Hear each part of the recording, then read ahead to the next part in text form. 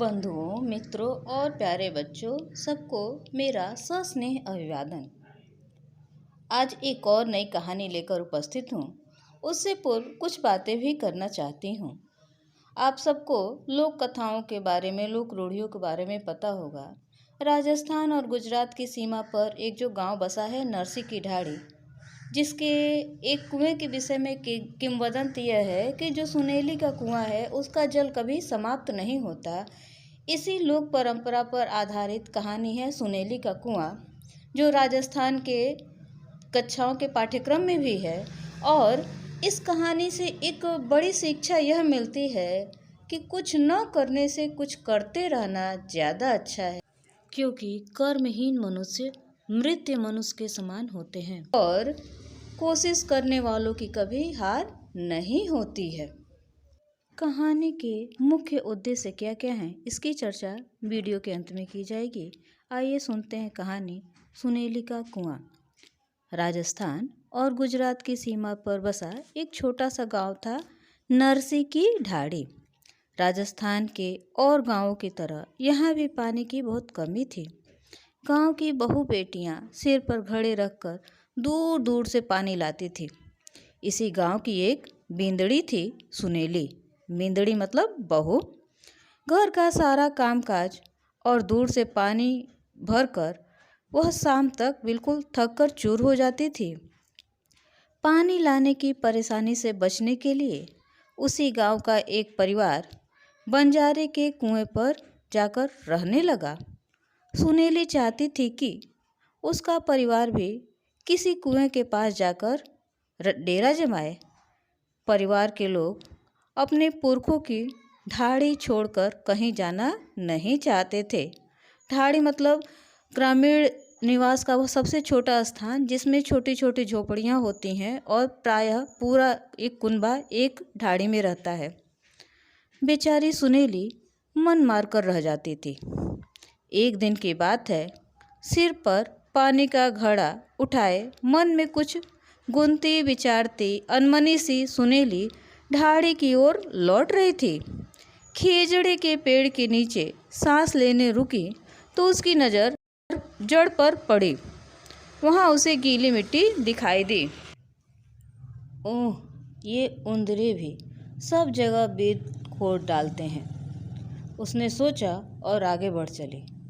अचानक उसके मन में आया कि बिल से खुदी मिट्टी तो गीली है, जरूर यहाँ पानी होना चाहिए। अगर यहाँ कुआं खोद लें तो दूर से पानी लेने की ज़रूरत नहीं पड़ेगी। उसके पैरों को मानो पंख लग गए। जल्दी से घर पहुंचकर उसने अपने बेटों से कहा, अपने फावड़े उठा लो, गांव के खेजड़े के पेड़ के पास हम कुआं खोदेंगे। तीनों बेटे और उनका पिता सुनेली की बात सुनकर हंसने लगे। उंदरों का बिल बनाना कौन सी नई बात है, पर यहाँ पानी कहाँ? उसके पति ने उसे समझाया, पर सुनेली न मानी। न आओ तुम मेरे साथ, मैं अकेले ही कुआं खोद लूँगी, उसने कहा और फावड़ा उठाकर चल दी खेजड़े के पेड़ की ओर। बहुत देर तक जब सुनेली न लौटी तो बूढ़े ठाकुर ने बेटों से उसके बारे में पूछा। तीनों हंसते हुए बोले, माँ तो फावड़ा लेकर कुआं खोदने गई है। ठाकुर ने बड़े बेटे को सुनेली को देखने भेजा।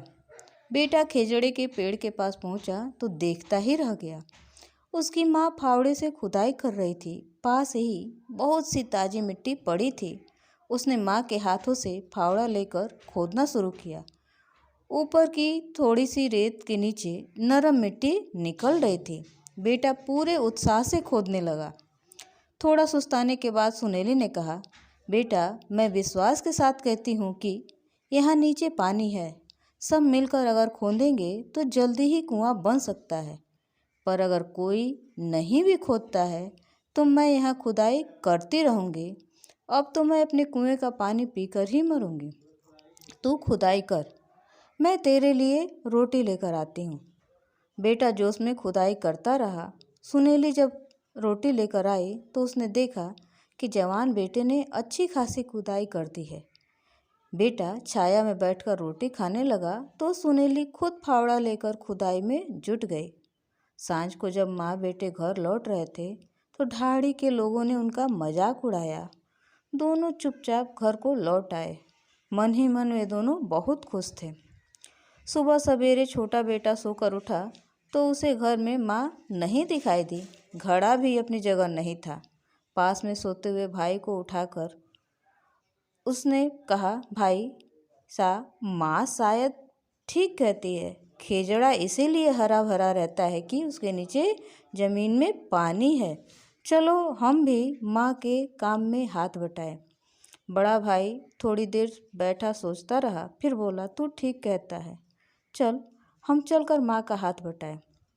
खेजड़े के पास पहुंचकर दोनों माँ के खोदे गड्ढे में उतर गए। माँ के हाथ से फावड़ा लेकर दोनों ने खुदाई शुरू कर दी। तब तक सुनेली का पति भी वहां आ पहुंचा। पति और बेटों को देखकर सुनेली फूली न समाई। उसे विश्वास हो गया कि अब खेजड़े के पास कुआं जरूर खुदेगा।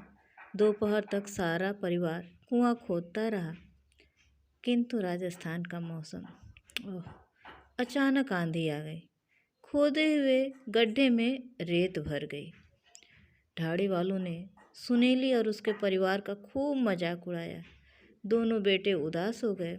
सुनेली ने उनके माथे पर हाथ फेरते हुए कहा, अब हम दिन में आराम करेंगे और रात को चंदा की चांदनी में खुदाई करेंगे। तुम खुदाई करो और मैं मिट्टी फेंकती जाऊंगी। काम फिर आगे बढ़ा। उनकी लगन और विश्वास को देखकर ढाड़ी वाले भी उनकी मदद के लिए आ गए। क्या छोटा क्या बड़ा, सभी काम में जुट गए। अब सफलता पास ही दिखाई दे रही थी।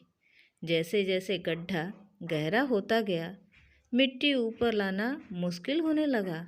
सुनीले ने तरकीब लगाई, बोली, जैसे कुएं से पानी निकालने के लिए गरारी लगाते हैं, वैसी ही गरारी यहाँ भी लगा लो।